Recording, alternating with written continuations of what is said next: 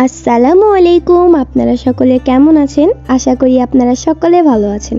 তো আজকে আপনাদের জন্য নিয়ে আসলাম নতুন আরও একটা ভিডিও। তো এই প্রচণ্ড গরমে আপনাদের মন প্রাণ জুড়ানোর জন্য নিয়ে আসলাম একটি অরেঞ্জ আইসক্রিমের রেসিপি। তো চলুন বেশি কথা না বাড়িয়ে ভিডিওটা শুরু করি। আর ভিডিওটা শুরু করার আগে যারা এখনও আমাদের চ্যানেলটি সাবস্ক্রাইব করেননি তাড়াতাড়ি আমাদের চ্যানেলটি সাবস্ক্রাইব করে পাশে থাকা বেল আইকনটি অলে দিয়ে দিবেন, যাতে আমরা ভিডিও ছাড়ার সাথে সাথে আপনার কাছে নোটিফিকেশন চলে যায়। তো চলুন বেশি কথা না বাড়িয়ে ভিডিওটা শুরু করি। So let's start this video. তো প্রথমেই নিয়েছি 2টি মাল্টা, কর্নফ্লাওয়ার এবং চিনি।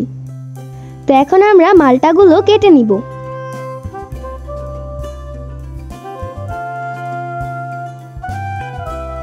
তো আমাদের 2টি মাল্টাই কাটা হয়ে গিয়েছে।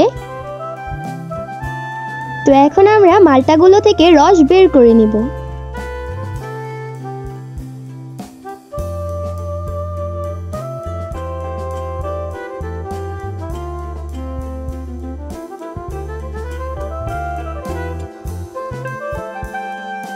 তো গাইস, আমাদের রস বের করা হয়ে গিয়েছে। তো চলে আসলাম চুলায়। আমরা চুলাটা জ্বালানোর আগে দিয়ে দিব পানি,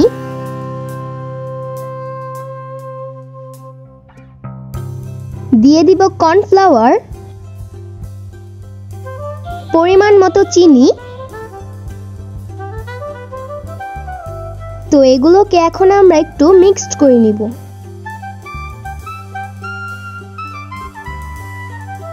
তো মিক্সড করা হয়ে গেলে আমরা চুলাটাকে জ্বালিয়ে নিব।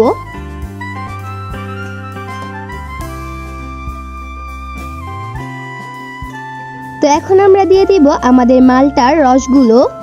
তো এখন আমরা এগুলোকে বলক আসা পর্যন্ত জাল দিয়ে নিব। তো এখন আমরা মাল্টার ফেনাগুলো উঠিয়ে নিব।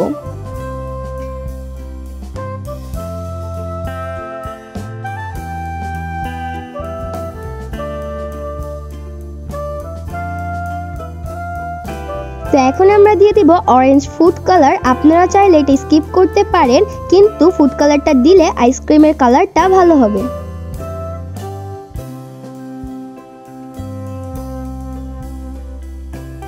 তো এখন আমরা আইসক্রিম তৈরি করার জন্য নিয়েছি একটি আইসক্রিমের বক্স।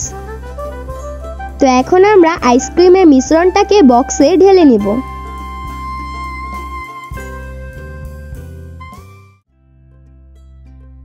তো গাইস, আমাদের আইসক্রিমের মিশ্রণটা বক্সে ঢালা হয়ে গিয়েছে। এখন আমরা ফয়েল পেপার দিয়ে ঢেকে দিব। তো তারপর আমরা কাঠি দেওয়ার জন্য ছুরি দিয়ে একটু কেটে নিব।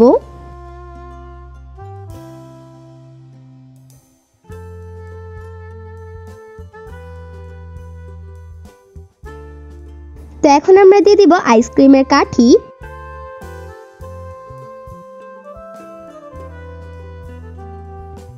তো এখন আমরা আইসক্রিমটাকে 8 ঘন্টার জন্য ডিপ ফ্রিজে রেখে দিব। তো চলে আসলাম 8 ঘন্টা পর। আমাদের আইসক্রিমটা তৈরি হয়ে গিয়েছে। তো আপনারা তো দেখতেই পাচ্ছেন আমাদের আইসক্রিমটা কত সুন্দর বরফ হয়ে গিয়েছে। তো এখন আমরা আইসক্রিমগুলো বের করে আপনাদেরকে দেখাবো।